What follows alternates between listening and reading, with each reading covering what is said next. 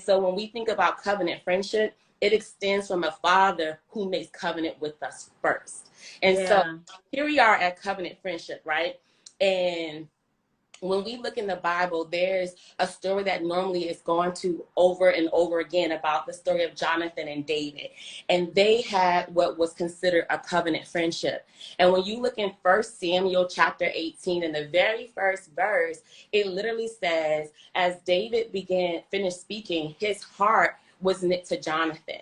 And it's the knitting part for me. It was before anything happened, before they decided to make a covenant friendship, and a couple of verses down, there was a knitting of their hearts together. And Jonathan's soul became one with David. It was as if it became one person.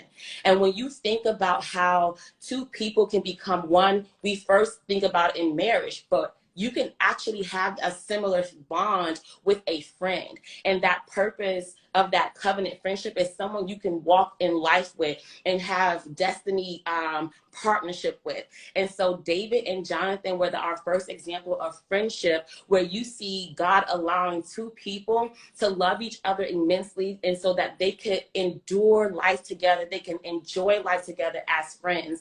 And that is what God has done for Kalana and I. And so we're going to talk a little bit about Jonathan and David. And then if you like what you hear us talking about, we want you to come back Wednesday, because we're going to share more about our actual covenant friendship. Yes. And it's a story. That's a whole story. If you think Jonathan and David is juicy, amen. But going back to Jonathan and David, for those, again, I just want to make sure you guys, for those who don't know the story, make sure you go back and read for yourself. 1 Samuel 18:1. Make sure you start there and read all about their covenant friendship. But I really want to make sure, if you're familiar with that story, that you understand the background and the backdrop of their friendship. That's extremely important, because a lot of times people see your friendship, like people might see Deandra and I now, but they don't understand the season that we met each other in, or where we both come from, that makes our covenant friendship such a miracle. Come on. I mean, a miracle. First of all, yes, Kalana. So let's use the story of Jonathan and David. Jonathan was a friend. If y'all know the story. I'm gonna just trust that some of y'all know the story. But Jonathan was a friend to David, even when it was dangerous. And so real quick, at that time, Jonathan's father was pursuing David and trying to kill him. I would not necessarily want to be friends with the man of God whose father is trying to kill me. I wouldn't trust it. But in this story, they had a covenant friendship, and it was dangerous. It was a dangerous thing for David to even think of trusting someone so connected to the person who was trying to kill him. And even for Jonathan, there was blowback. I'm sure, we don't know, I wasn't there, but I can imagine that there was blowback and people probably had things to say, like, how are you friends with the man that your father is upset with? Yeah. How are you more loyal to a friend than you are to your family? Wait. Pause right there, because I feel like you just posed a perfect question. How are you more loyal to a friend than your family? Give me a little more on that. I love my family. I think my brother was on here. I love my family. I really do.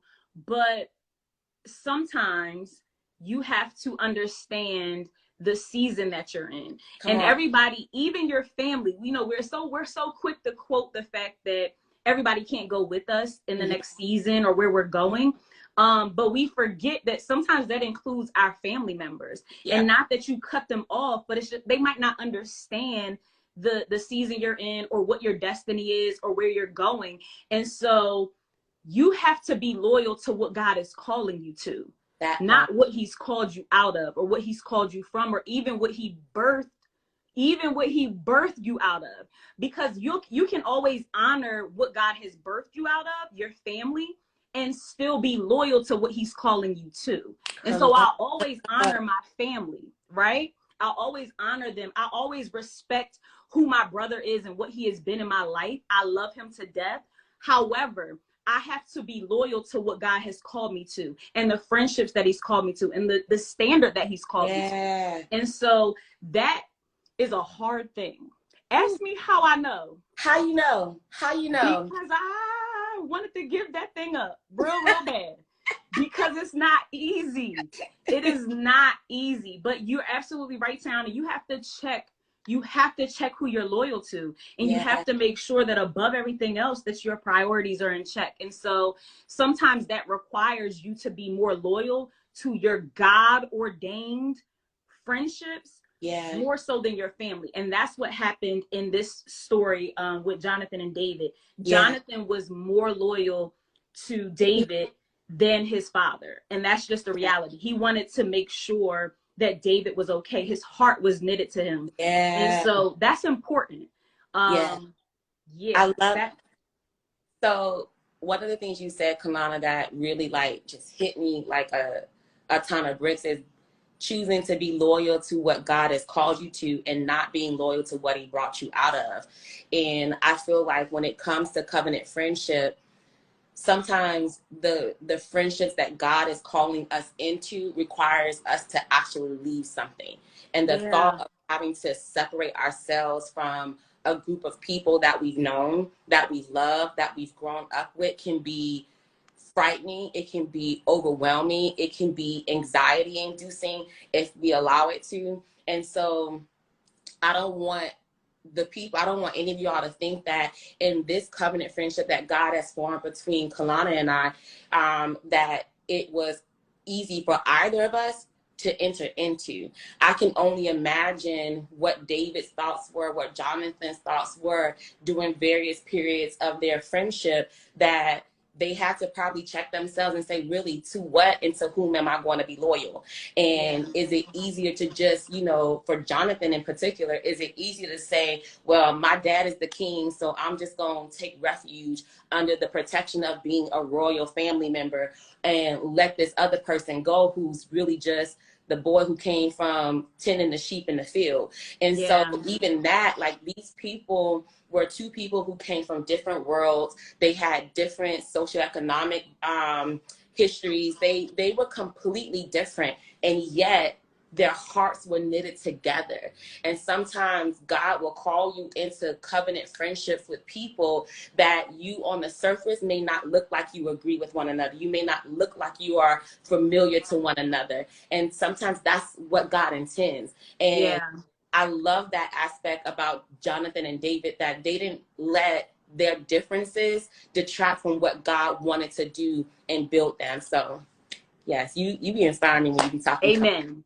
Listen, that's good to me.